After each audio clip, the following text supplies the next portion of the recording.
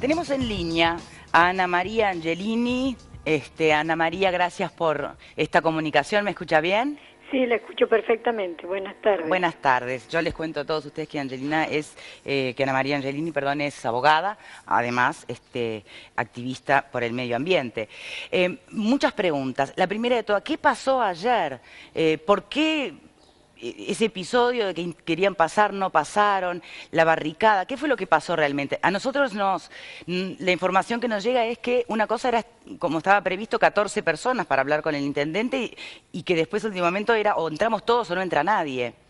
Bueno, nunca estuvo previsto entrar 14 personas, o sea, la marcha esta fue organizada por la Asamblea de Gualeguaychú y la idea era ser recibidos no solamente por el intendente de Fraiventos, sino poder pasar a conversar con la comunidad y los copoblanos de Fraiventos. Cuando llegamos ahí nos encontramos con que había seguridad y que no nos dejaban pasar, entonces dimos la vuelta, frenamos ahí. Esperamos a que llegara la mayor cantidad de gente de los que veníamos marchando, leímos la declaración que se le iba a entregar a la FLU y nos volvimos, o sea, no pasamos, no nos convencía el hecho de pasar una delegación porque realmente no era la intención de esto, si no hubiéramos leído la proclama desde Gualeguaychú y listo. Y el intendente nos acompañó en esta decisión, porque no era un acto que fuera organizado por él, sino que era una marcha de la Asamblea, entonces acompañó lo que la Asamblea decidió. Bien. A ver, una pregunta más general, más grande. Usted arranca, o por lo menos en el video que estamos viendo, parte de su proclama arranca hablando de los oídos sordos que ha estado haciendo el gobierno uruguayo de todas las propuestas de la Asamblea, de todas las proclamas y reclamos de la Asamblea. Pero ¿es así realmente? ¿Qué hay de la decisión de La Haya?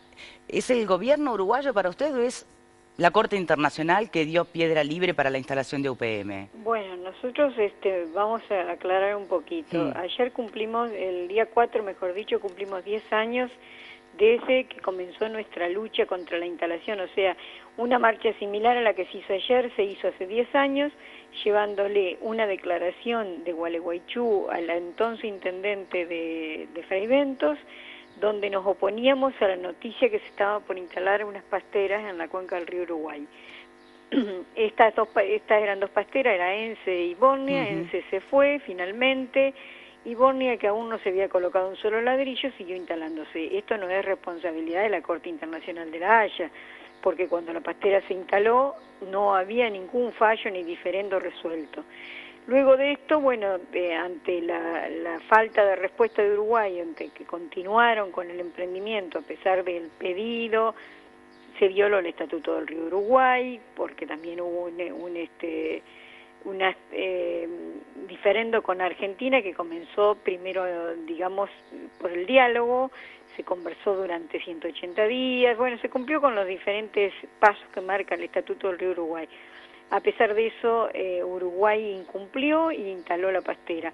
Luego vamos a La Haya. En La Haya lamentablemente no se pudo comprender el tema de la protección del medio ambiente, y si bien se encontró contaminación, se dijo que no se había probado que provenía de Borne. Perdón, Ana María, pero decir que La Haya no comprendió algo, ¿no es un poco subestimar la capacidad de los técnicos y especialistas? No, porque es un tribunal de justicia que usa todavía parámetros un poco, digamos, el derecho ambiental es un derecho moderno, que tiene su basamento y funciona de diferente manera que lo que se juzgó en La Haya. El derecho ambiental, el que contamina tiene que acreditar que no contamina, y acá se le exigieron pruebas a Argentina de contaminación, las cuales a ese momento era muy difícil que las pudiera lograr, porque la empresa recién estaba comenzando a marchar. Entonces, creemos que no se aplicó el paradigma del derecho ambiental como se viene instrumentando en el derecho moderno. Por eso es que lo afirmo de esa manera, y no solamente yo, sino que lo dicen expertos en derecho, ¿no? Entonces, para ustedes el camino sería una nueva ida a La Haya. En este momento, en realidad, no es lo que quiere Gualeguaychú, una nueva ida a La Haya, porque realmente los tiempos de La Haya son muy lentos, pero indudablemente es el camino legal que queda, porque Uruguay no solamente ha violado la orden de la Corte Internacional de La Haya, porque cuando se resolvió este diferendo, Bornia tenía había hecho un estudio de impacto ambiental por una suma cercana a 1 millón de toneladas que iba a producir Bornia durante el año. Sobre esta base fue que se expidió la Corte de La Haya, entendiendo que con ese millón la contaminación quizás no era tan importante, a pesar de que la reconoció, y luego de esto es que Uruguay autoriza ahora un aumento de esa producción. Creemos que con esto se ha violado la orden de la Corte Internacional de La Haya, amén de que en la misma orden decía que los países no agraven el conflicto. Usted me dirá si Uruguay está agravando o no el conflicto con esto, y que actuara de buena fe. Tampoco, según informa nuestro gobierno, Uruguay no está actuando de buena fe, ya que se le ha pedido reiteradamente información sobre este tema, sobre el aumento de producción, y no aportan los datos necesarios para que puedan ser analizados. Perdón, tengo entendido que es al revés, que en realidad es el gobierno argentino que no abrió, digamos, la información de la Comisión Científica. No, son dos cosas diferentes. Una es los informes de la Comisión Científica, donde usted muy bien dice que llevamos 3 años reclamando y el propio gobierno argentino no nos los da. ¿Eso y por otra qué? cosa es la información que Argentina le ha requerido a Uruguay dentro de las reglas del estatuto, y Uruguay no se la proporciona. Bien, pero ¿por qué no proporciona Argentina los datos de la base de la Comisión Científica? Bueno, debería preguntárselo a nuestros gobernantes, ¿no es cierto? Yo la verdad que formo parte de una asamblea de ciudadanos y somos las víctimas de todo este tema. Quizás por falta de diálogo entre ambos países. Creemos que es un tema que se podría haber solucionado sin poner entre medio un tribunal de justicia, pero lamentablemente no se llegó a esta instancia. Ocurre que, a ver, solucionado, depende para los intereses de quién. Para los asambleístas esto se soluciona si se saca tornillo a tornillo la planta de UPM. ¿O Sí, hay algún término medio? No, por supuesto que sí. Entonces es evidente que el conflicto va a permanecer, en tanto, no sé, si la decisión de La Haya no se respeta al 100%, ¿no? Sí, y si no, el que no está respetando la decisión de La Haya es Uruguay. No es Argentina, es Uruguay el que está violando la decisión de La Haya. ¿Me permitís un momentito, Ana María, que nos Sí. acompaña hoy justamente un analista político que nos puede ayudar en este punto? Eber Gatto, gracias por acompañarnos. Con gusto. Este aumento de producción, ¿atenta contra la sentencia de La Haya? Yo entiendo que no.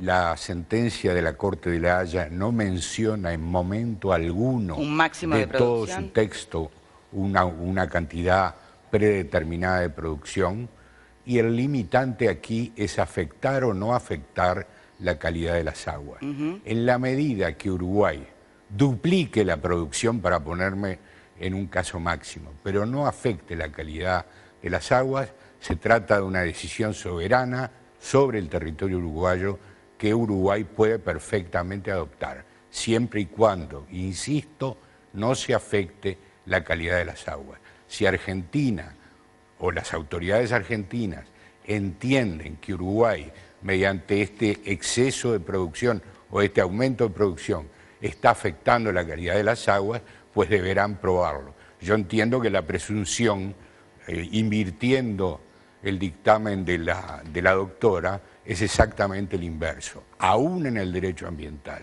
Quien alega un hecho debe probarlo. Aquí, si alegan contaminación, pues que la prueben. Esa es una carga que debe soportar Argentina. Yo creo que la interpretación que hace mi colega es una interpretación que invierte los principios probatorios y que no es admisible en ningún tribunal. Bien. Y cuidado, estamos hablando de un tribunal de Naciones Unidas.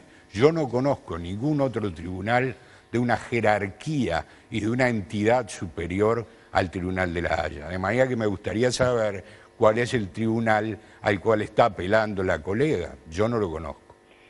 Bien, a ver, Ana María, simplemente acá lo que está de manifiesto es que una vez más parece haber siempre más de una interpretación sobre algo, Bueno, sobre un hecho, sobre algo concreto. no voy a entrar a discutir con No, el porque doctor, no se trata de porque en eso, materia de simplemente derecho ver podemos todas las tener opiniones. dos bibliotecas y las dos decir Exacto. absolutamente lo opuesto. No coincido para nada con lo que dice el doctor, y si es un estudioso o ha analizado los temas ambientales, debería saber que a esta altura justamente lo que se aplica es la inversión de la carga de la prueba en materia ambiental. O sea, no sé si en el Uruguay todavía se aplica o no, pero en Argentina está rigiendo. ¿Y por qué no se aplica para todas las industrias que contaminan en Argentina? Bueno, porque cada cual plantea su caso. O sea, yo si llevo un tema a tribunales tendré que hacerlo valer.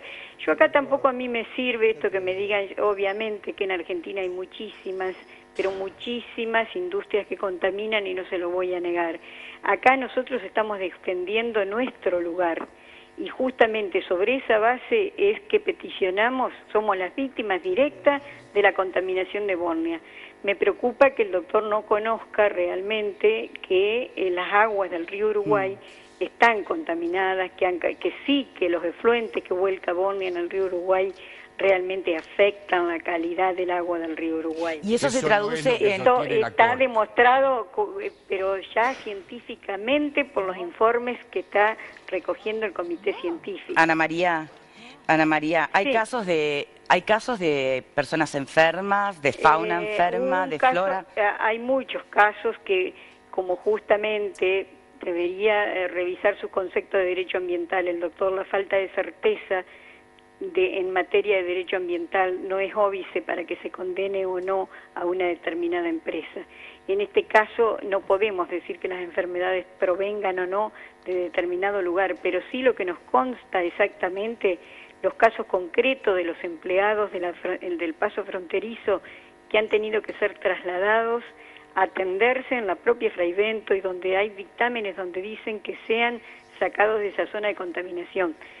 Esto expresado por los profesionales de Fraiventos, de República Oriental del Uruguay.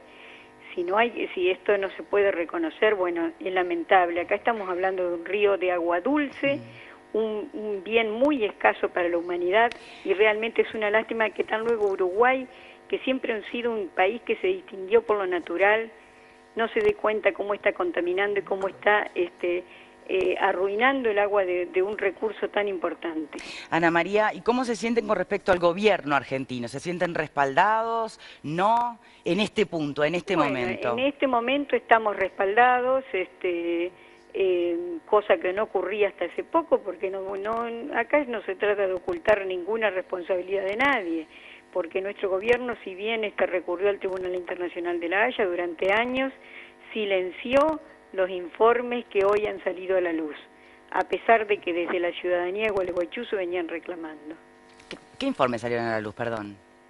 Los informes que ha hecho público el canciller Timerman, o sea, no son los informes firmados por ambos países porque nunca se van a lograr. Bueno, pero esos son los de trabajo conjunto, son los que debiéramos atender, ¿no? Claro, es muy fácil sobre la base de que tiene que ser conjunto sacar toda responsabilidad. Además hay otro punto. Si la Haya se expresó sobre una planta que había acompañado un estudio de impacto ambiental por 1 millón de toneladas, no se expresó sobre una planta de 1.300.000 toneladas. Entonces hay que revisar los conceptos y hay que analizar el fallo en su integridad y no en una poca línea como para determinar si la Haya se expresó sobre un punto o no se expresó. No hay que recurrir a chicanas baratas en este tema. No, capaz que el camino más directo es que vuelvan a intentarlo en La Haya, entonces. Puede ser, puede ser. Bien, de todas maneras, ustedes planteaban ser las víctimas directas, desde ese punto de vista es absolutamente real, las víctimas, sí, por usar la palabra víctima, ¿no? Efectivamente son quienes están en la zona, pero muchas veces, si miramos para atrás en el calendario de lo que ha sido todo este episodio desde su arranque y todas las manifestaciones por parte de las asambleas que uno podrá o no compartir, y en eso hay uruguayos y argentinos, esto está bien distribuido, se trata justamente de cuán activista se es por el medio ambiente, cuánto se entiende del tema, porque también es fácil opinar cuando no se entiende. Pero muchas víctimas terminaron siendo gente y personas muy ajenas al conflicto en sí mismo, por los puentes ocupados, las personas que no podían transitar, enfermos que tuvieron problemas enormes para llegar a atenderse. Es decir, las actitudes, o sea, el camino para dirimir el conflicto cobró muchas otras víctimas. ¿Tienen pensado hacerlo de todas formas? Mire, eso no es algo que yo lo decido, ni estoy formando parte de una asamblea que se dirige con una sola persona. Acá es una asamblea absolutamente democrática, se toman las decisiones de esa manera y por ahora no hay ninguna decisión respecto a lo que supongo que usted alude, cortar la ruta. Por ejemplo, sí. Sí, porque no sé de qué víctimas estamos hablando. Realmente, si hablamos de víctimas, puede haber un montón de víctimas de la actitud de cada uno que sean una causalidad que no es en forma directa, pero que no tenga nada que ver con el accionar. Pero realmente... Bueno, no, cortar un puente es una acción muy directa.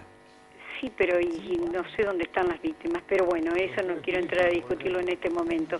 Realmente no es que a nosotros nos haya gustado cortar la ruta, realmente somos todas personas de trabajo, no nos dedicamos a cortar rutas y llevamos 10 años en esta lucha de la cual podemos decir fehacientemente que Uruguay ha hecho oídos sordos. Así que lamentablemente, ¿qué es lo que va a pasar de acá en adelante? No lo sé. El camino legal, por supuesto que se irá a La Haya, o una mesa de diálogo entre ambos países a ver si se puede llegar a un acuerdo, pero evidentemente que eso parece difícil. Bien, de todas maneras, lo de oídos sordos también, permítame, ¿no?, que como uruguaya también se lo ponga en debate, porque mal o bien, dentro de la decisión de aceptar la ampliación de la producción, tampoco se le dijo que sí al 100% del aumento, y además, acompañando el aumento de ese 60% más o menos de producción, está pensado también dos condiciones más que tienen que ver con minimizar los efectos justamente de contaminación. Bueno, entonces, si justamente el presidente de ustedes está diciendo que hay que minimizar la contaminación, claro. ¿No le parece que eso es un reconocimiento expreso de la contaminación? A ver, de vuelta. La confesión de parte, yo creo que no es necesario nada más, ¿no es cierto? Pero sí, a ver, de vuelta, creo que nadie dice no conozco un uruguayo que diga no pasa nada, es inocuo. Inocuo es obvio que no es. Es un tema de dónde están los permisos o los límites deberían permitidos. Deberían trasladarla a un lugar donde no afecte a otro país, así no tenemos este tipo de conflicto. Es que no deberíamos tenerlo, puesto que ya hay una sentencia internacional que lo dirimió. Pero bueno, de todas formas, entendemos que los reclamos pasan por otros lados también. Evidentemente la buena fe no está existiendo. Ana María, respeto su punto de vista y le agradezco de veras esta comunicación. Igualmente a usted. Hasta luego. Bueno. Señores, hablen, ahora opinen. Tenemos que hablar después de haber escuchado. ¿Pero qué querías? En la mitad de la conversación no se puede enojarse con nadie. La excepción absolutamente, voy a arrancar yo. Dale, a ver. Hay una película de Spike Lee que se llama Haz lo correcto. Hacer lo correcto en la vida no siempre es lo más conveniente. Y hacer lo conveniente no siempre es lo más correcto. Cuando hay varios frentes, ¿no? Hay ecoterroristas en el mundo, entre los asambleístas habrá radicales, no representan a los damnificados por una planta que está instalada acá a partir de una posición filosófico-ética de un gobierno o de un montón de gente que dista mucho de los principios que se suponía que tenía un gobierno socialista, ¿no? Siempre lo digo, lo repito, el capital no tiene bandera. ¿Qué quiere decir? Que el capital va donde le sirve. Y a Botnia o a UPM, es a Botnia o a UPM la que le sirve estar en Uruguay. A Uruguay no. Y te voy a decir por qué. A nivel económico, se ha dicho que esto se hace con dolor y pesar. O sea, ya estás tomando una decisión con dolor y pesar, ya sabés que tenés un poquito de cola de paja, por defender fuentes de trabajo. Yo a ver, ojalá que llame a alguien para que diga, a ver, ¿cuál ha sido el beneficio para la fuente de trabajo? Hay trabajadores de Fraiventos que están contra UPM. Y te voy a decir más. Si estas decisiones son para abatir los problemas del consumismo y porque no nos queda otra que estamos en la ola, generó todo lo contrario. Porque, según datos de estadística y censo, datos oficiales, fíjate vos, qué interesante, no solamente generó trabajo para algunos uruguayos y muchos extranjeros, ¿verdad?, sino que subió del 3% al 12% la desocupación femenina en Fraiventos. O sea, se sigue feminizando la pobreza. Las mujeres que cada vez más son jefas de hogar quedan sin trabajo porque no aplicaban y porque los hombres se llevan el trabajo. Eso por un lado. A ver, que Timerman es soberbio, que puede haber o debe haber intereses electorales del gobierno argentino, indudablemente, ese no es el tema. Y que los asambleístas de Gualeguaychú o la gente de Fraiventos no está representada por el gobierno. Acá estamos hablando de seres humanos. Yo quiero preguntar, si ahora me llama por teléfono a cualquiera de nosotros y nos dicen, a vos Martín que algún día querés tener un hijo, te avisan que tu hijo está vomitando en el baño del colegio, y vos preguntás, ¿por qué? Y llegás al colegio y sentís un olor nauseabundo espantoso, ahí va a cambiar la historia. Y lo digo para todos, lo pregunto. Otra cosa más, hubo una nube negra en Fraiventos, no pasó nada. Entonces, la pregunta es, no estoy hablando de Gualeguaychú, estoy hablando de Fraiventos. Quiero saber cómo se benefició Fraiventos con esto. Y aparte, que se manifieste Fraiventos, se aprovechen que estamos en vivo, y manden aparte, mensajes otra cosa, y estratégica correos. Políticamente es el error más garrafal. Yo no creo que haya en la historia del país un error histórico de esta naturaleza. No creo que ¿Cuál en concreto? Primero, el error fue aprobar Botnia. Un error. A la industria, sí. Y esto segundo, ya alguien lo podría, no lo voy a calificar, pero cuando uno repite un error ya pasa a otro nivel. Y bueno, pero viste que en realidad, porque Argentina dentro de las razones está la posibilidad de que en el próximo gobierno venga una mega inversión también por esta índole. Yo te voy a explicar. ¿Pero sabes eso? ¿Qué, perdón? Que una de las razones por las cuales el presidente dijo que hay que tener a los inversores tranquilos y demás y no se usa la posibilidad, es porque, bueno, hay que cuidar la cancha porque puede haber una mega inversión, la más grande de la historia del país en el próximo gobierno, también del mismo índole, ¿no? Bueno, que me digan a ver los beneficios de esa inversión dónde están, que me los digan. Bien. Porque aparte, en lugar de ir a buscar trabajo, de generar trabajo o hacer, porque acá el Uruguay, ya termino con eso, Uruguay tiene que definir si va a tener una política sustentable. Hoy en día el mundo está dividido en seguimos hacia la destrucción o generamos nuevos paradigmas. Y te voy a decir otra cosa, estratégicamente, políticamente, yo no sé quién lo asesoró, y Mujica dijo, tenía un montón de abogados que le decían una cosa y los otros otra. Yo te pregunto una cosa, ¿cómo nosotros podemos, yo al turco estoy acá, lo necesito, estoy con él, y porque me pone unos pesitos en el bolsillo, me largo para otro lado? Es insólitamente ineficaz y absolutamente... Cuidado porque yo también leí los índices que vos decís, ese 12% femenino, muchas no trabajan porque sus maridos trabajan en UPM y no necesitan trabajar. No, pero estamos hablando de las jefas de hogar sin marido. No, sí, jefas de hogar únicas, estoy hablando de las jefas de hogar, no de las mujeres que tenían. Léelo otra vez porque no dice solo jefas de hogares, son bien, mujeres. Me permite, Oscar Néstor Ventura, doctor en química, gracias por acompañarnos. ¿Es ir al camino de la destrucción, como planteas Cecilia, en nombre de tantas personas que opinan lo mismo, ¿no? Si lo ponemos de esa manera o en un minuto y medio, si lo ponemos de esa manera... No, pero tú lo planteas, que hay dos caminos, o el camino, seguimos hacia la destrucción... hoy están esos paradigmas, o seguís en la misma, o planteas políticas sustentables con pero es lo que tú dijiste, un camino era cambiar el paradigma u otro... ir hacia la destrucción, que no tiene que ser mañana, sino a largo plazo, yo entiendo el punto. ¿Es un camino hacia la destrucción? No, de ninguna manera. Me gustaría plantear algunas cosas. Yo estoy en contacto con estas personas de la Asamblea desde hace largo tiempo. Empezamos allá en 2005, 2006 con este tipo de discusiones, entonces todo lo que planteaba Angelini, que la conocemos hace mucho tiempo, ya lo han dicho varias veces. Yo creo que hay una cosa que sí tiene razón, Cecilia te llamas, ¿no? Sí. Cecilia tiene razón, y es que en principio nosotros deberíamos mirar a Fraiventos y ver cuál fue el efecto en Fraiventos, porque si Gualeguaychú, que está mucho más lejos que Fraiventos, supuestamente son víctimas, los de Fraiventos deberían estar todos muertos, ¿verdad? Y no parecería que fuera de esa manera. Es decir, yo tengo muchos amigos en Fraiventos, de hecho conozco a la familia que vive, los que viven más cerca de la planta, y ninguno de ellos manifiesta realmente ningún síntoma preocupante. Pero usted es un químico independiente, ¿verdad? ¿Perdón? Usted es independiente, ¿no? No trabaja ni para la Asamblea, ni para la DINAMA, ni para... yo trabajo para el gobierno. Yo soy empleado de la Universidad de la República, o sea que en última instancia trabajo para el Estado. Pero creo que soy bastante independiente en mi forma de juzgar las cosas. A ver, contaminación.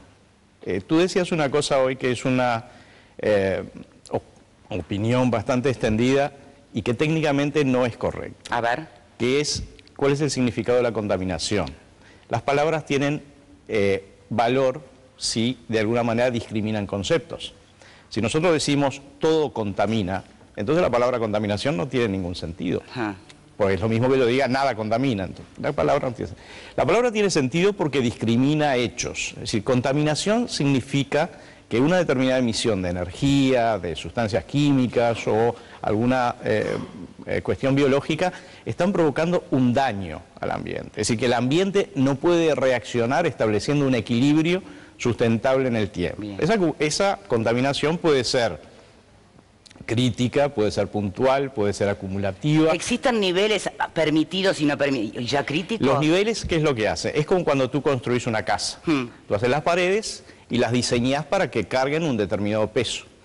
El techo, ¿verdad? Pero tú no lo haces exactamente para que carguen esa carga, sino que los arquitectos tienen una cosa que se llama un índice de sobrecarga o algo por el estilo, que permite que tú pongas mucho más que ese peso. Sí. Lo mismo pasa con los parámetros. Los parámetros están hechos de tal forma que, aun cuando se excedan un cierto porcentaje, no se va a producir un daño en el ambiente.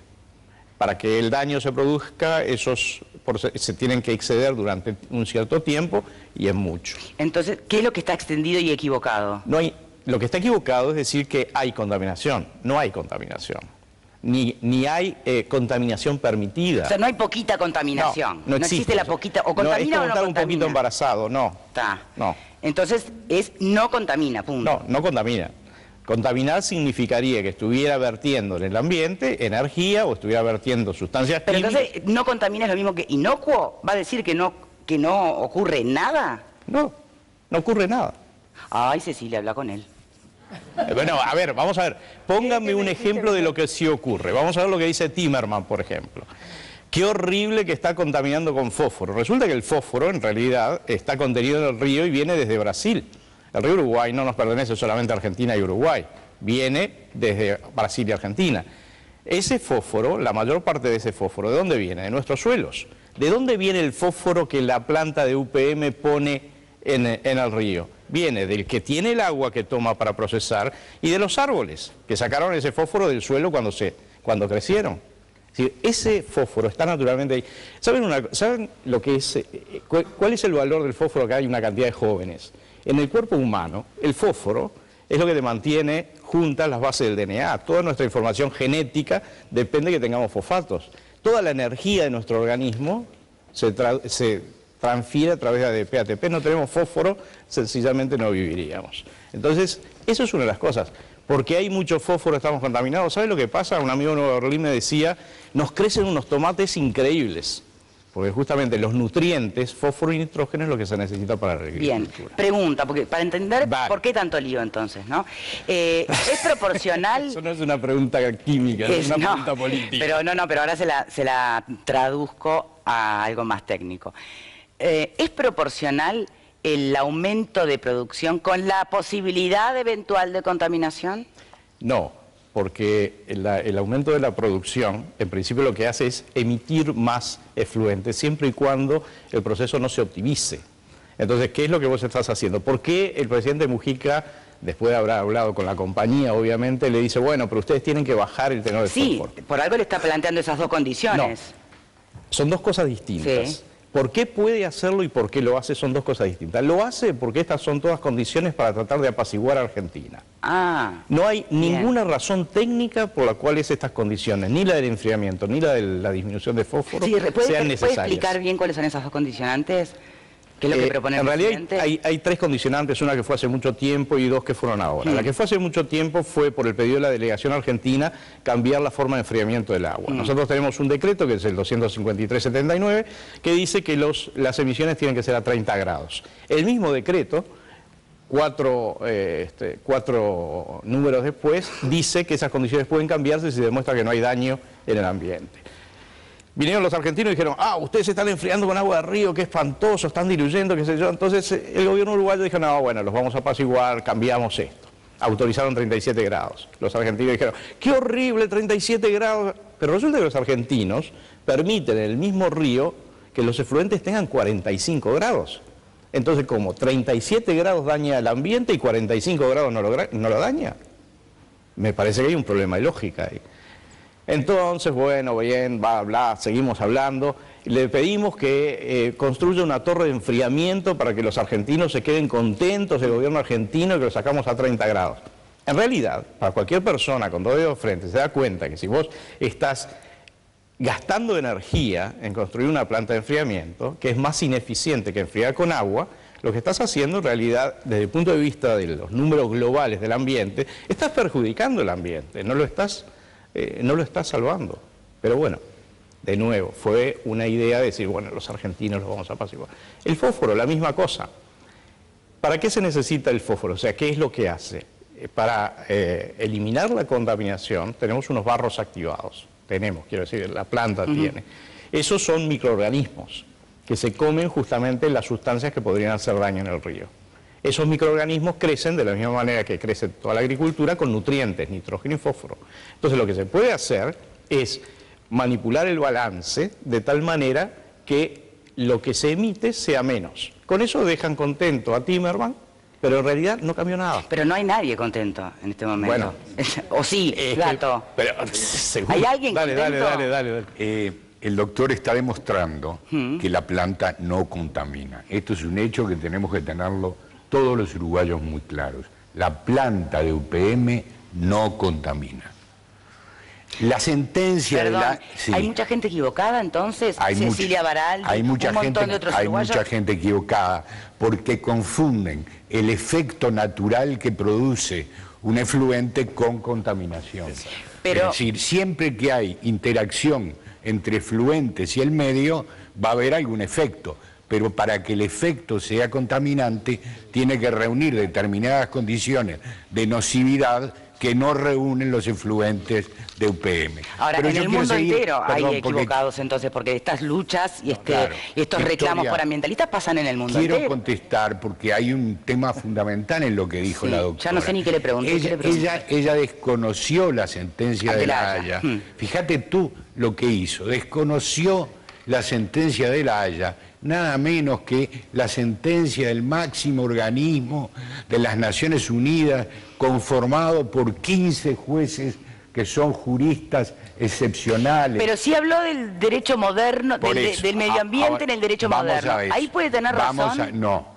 ¿Qué dijo ella? Ella dijo, en el derecho ambiental moderno se ha invertido la carga de la prueba. Sí. Por consiguiente, Uruguay o UPM tiene que demostrar que no contamina, no Argentina demostrar que no contamina. Esto merece una precisión muy importante. En primer lugar, los jueces de La Haya están perfectamente al día en la medida que son abogados de excepción y juristas de primer nivel de lo que es el derecho ambiental. Vaya, están fallando sobre temas ambientales permanentemente. En segundo lugar y fundamental, lo que exige el moderno derecho ambiental es que las plantas o los eventuales contaminantes demuestren que tomaron todas las medidas necesarias para que determinadas sustancias perfectamente individualizadas y conocidas no contaminen, ¿verdad? El fósforo, las toxinas, lo que fuere, no contaminen. Porque es imposible probar, el colega lo sabe muy bien, hechos negativos. Yo no puedo probar que mañana no voy a matar a alguien. ¿Cómo puedo probar? Los hechos negativos no son objeto de prueba porque no son comprobables. Mi voluntad de no hacer algo es absolutamente imposible de probar en cualquier tribunal. Por consiguiente, la inversión que ella alega para descalificar el fallo de La Haya no es tal, es meramente una mayor exigencia a las plantas en el sentido de haber tomado las medidas previas necesarias para no contaminar.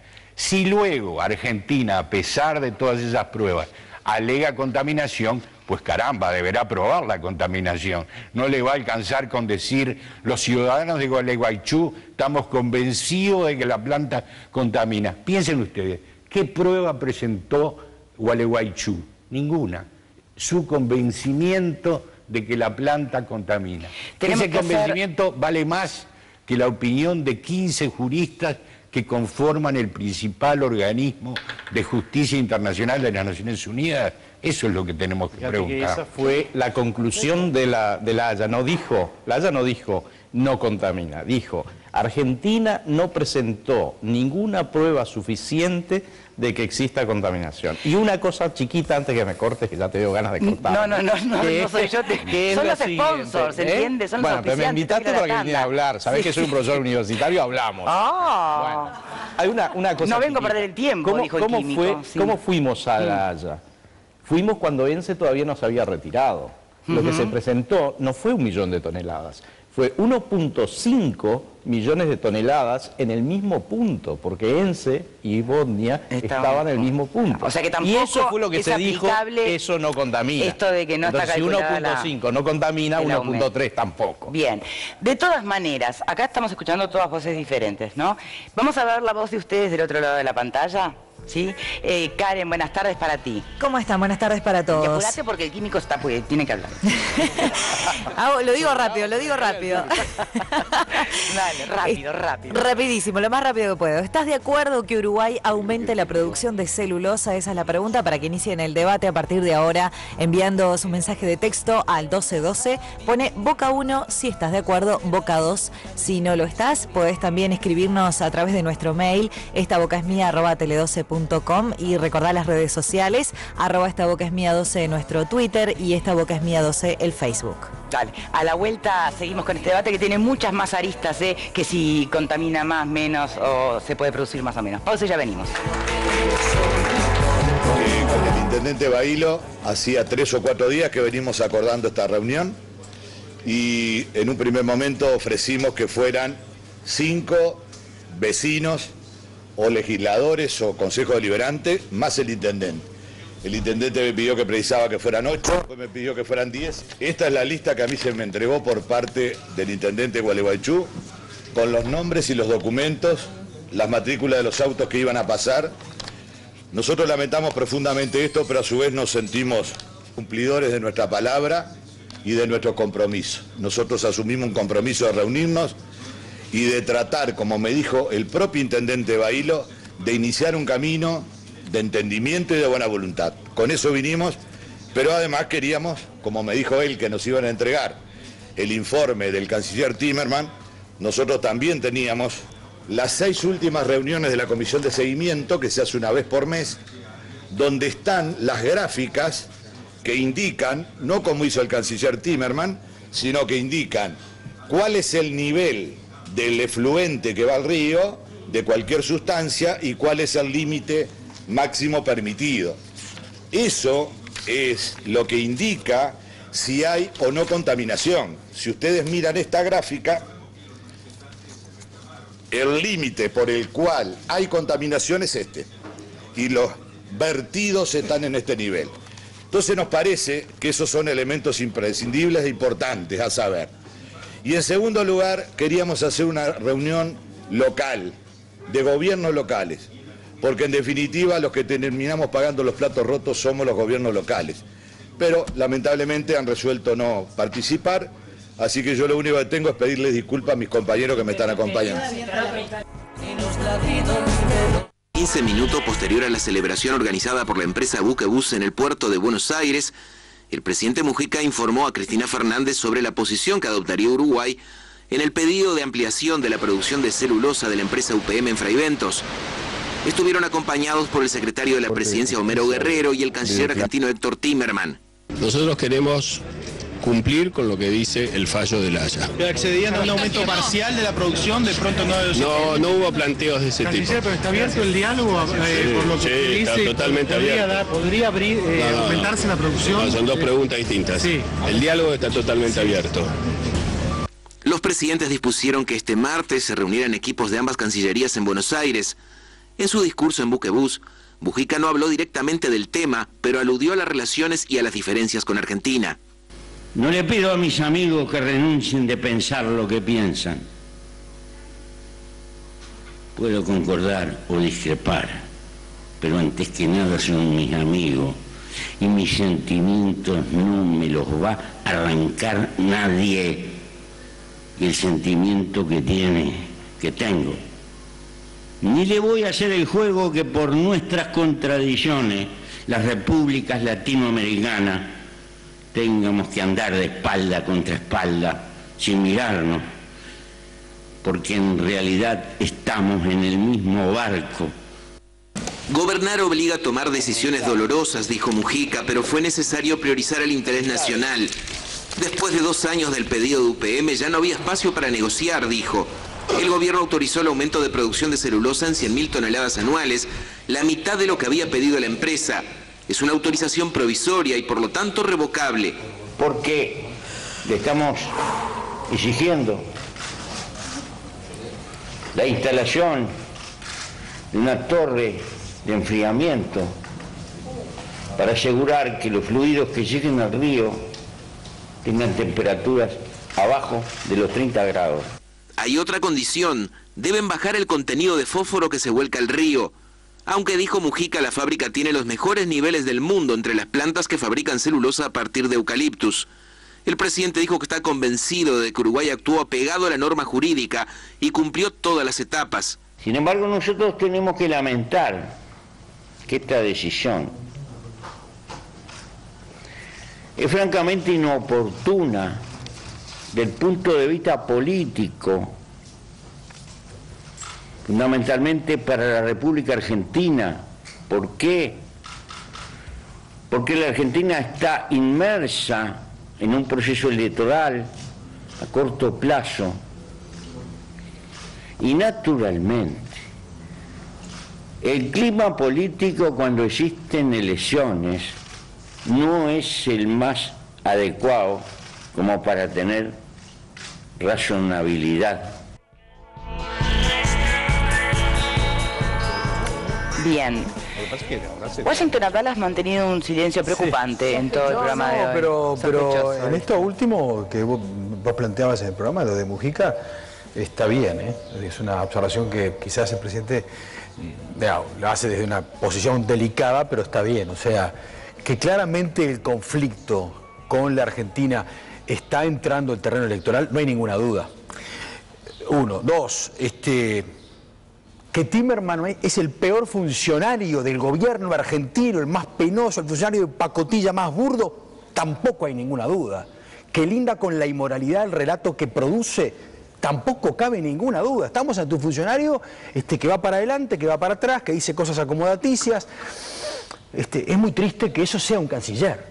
Que eso sea un canciller, francamente, digo, a mí me resulta ofensivo para con Uruguay parte del relato yo pensé que ya con Estrada yo les habíamos hecho campaña con aquel embajador espantoso que había tenido Argentina, pero esto supera todo lo razonable. A ver, el doctor Gatto con la elegancia y la inteligencia que lo caracteriza, decía algo... Un tribunal de La Haya, que es la máxima autoridad en materia de competencia, de jurisdicción, de derecho internacional público, dictamina 13-14-1 que este tema está finiquitado y nosotros seguimos hablando acá de la relocalización, porque lo que esta gente quería hacer cuando el otro día venía como una tuba alocada al medio de...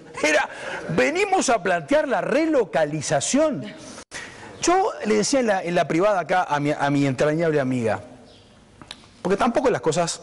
A ver, yo asumo una posición de defensa racional de un dictamen, de una sentencia.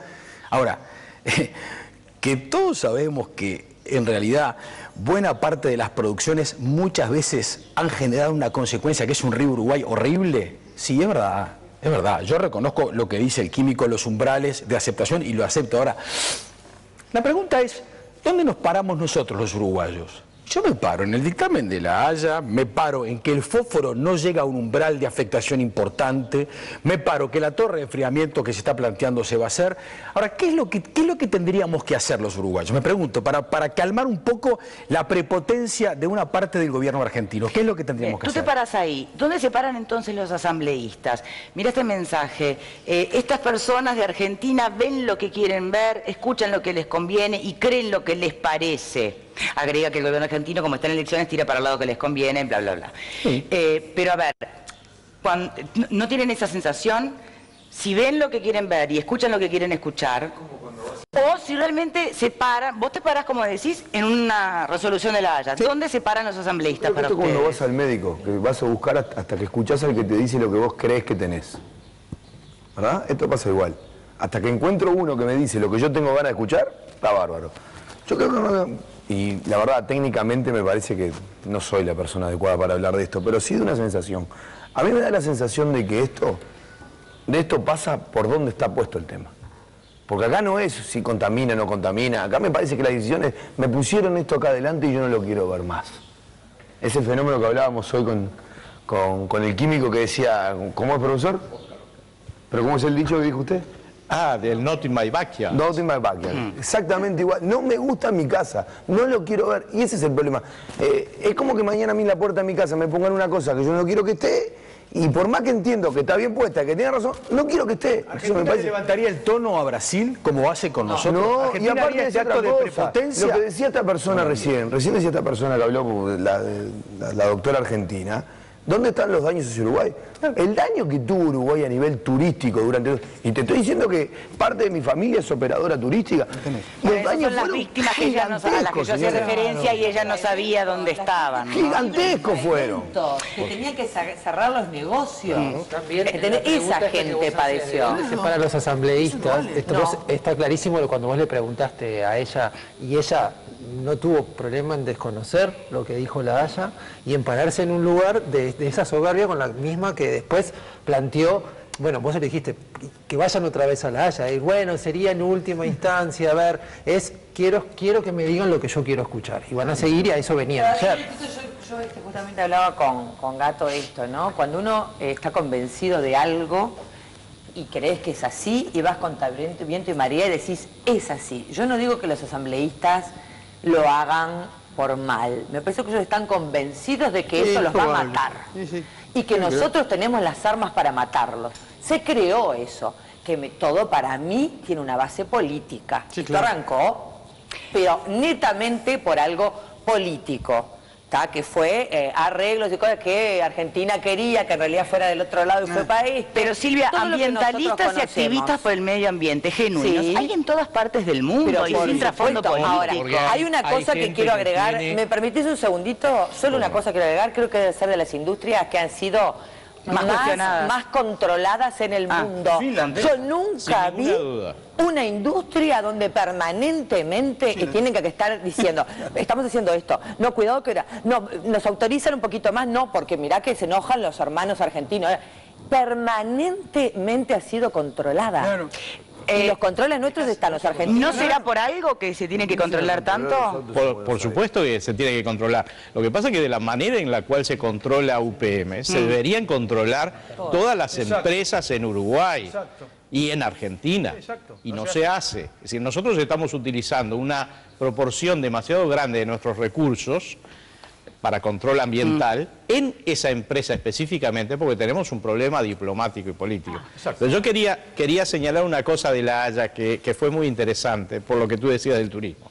Una de las fotos aportadas en la Haya es una hermosa puesta de sol vista desde Ñandubaizal hacia Fraiventos. Perdón, el sol no se pone de ese lado.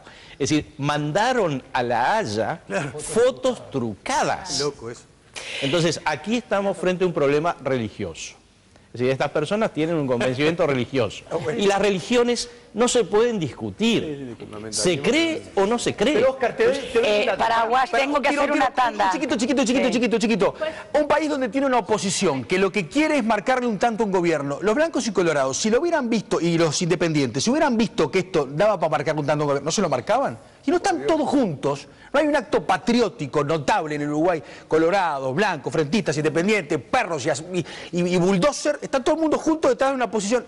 Algo dice eso. Esto también es una política de Estado. ¿Para qué plantamos los árboles? Perdonen, bueno, pero a ver, están blancos, colorados, grises y celestes, todos juntos, detrás de un principio político o están detrás de un principio económico. Detrás de un país que está aceptando una inversión. No, bueno, pero son planteos diferentes. Hoy hay monopolio. Señores, vamos a hacer una pausa, pero me voy a la pausa con un mail, porque le pedimos a la gente de Fraiventos que por favor escriba. Bueno, y acá tenemos. Dice, en el 2010, estudiantes del Liceo de Fraiventos hicimos una investigación sobre el conflicto Uruguay-Argentina debido a la instalación de las plantas. Cuando antes del 2000 la empresa Botnia consideraba su instalación en Entre Ríos, todos estaban de acuerdo con dicho acontecimiento y las pruebas las puede encontrar cualquiera que busque. Si nosotros las pudimos encontrar, quien quiera puede. Cuando luego se decidió Fraiventos para la instalación de la planta, empezaron todos los problemas ambientales. ¿Se acuerdan que incluso se llegó a hablar de que el tema fue que no dio con la coima? Qué horrible. Precio. Pausa y ya venimos. Y los latidos de los perros.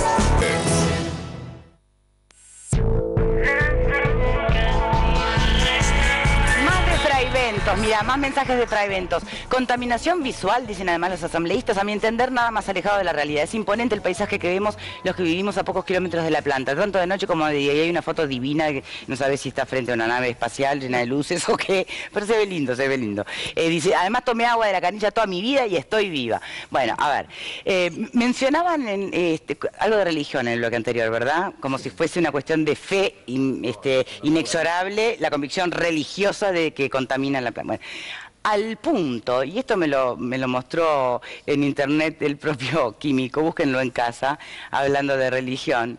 Hay un video en YouTube, búsquenlo, que se llama, ¿cómo era? Papá Noel. Papá Noel y Botnia. Papá Noel se va a morir. Papá Noel se va a morir, porque va a bajar por la chimenea de Botnia y se va a contaminar. No, búscalo porque es impresionante, realmente.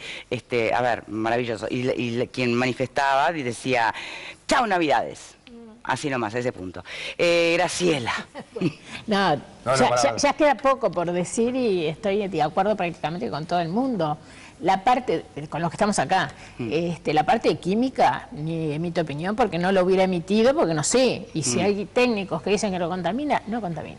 Hay dos cosas que sí quiero decir. Parte de lo que dice Cecilia, yo estoy de acuerdo, en el sentido de que nos hace ruido porque determinados sectores políticos fueron porque fueron los que iniciaron este proceso. Forestación, bueno, todo lo que ya sabemos que terminaba en pasteras. Entonces, claro, ahora resulta que el gobierno que está y tiene un signo político que lo combatió. Yo pienso que eso rechina a mucha gente y es un plus a esta situación. Y la segunda cosa que creo que por fin el presidente Mujica enfrentó la situación como la tenía que enfrentar. Porque cuando él dice que nunca le van a hacer pelear con sus hermanos, estamos totalmente de acuerdo. Ya Artigas lo dijo en 1812.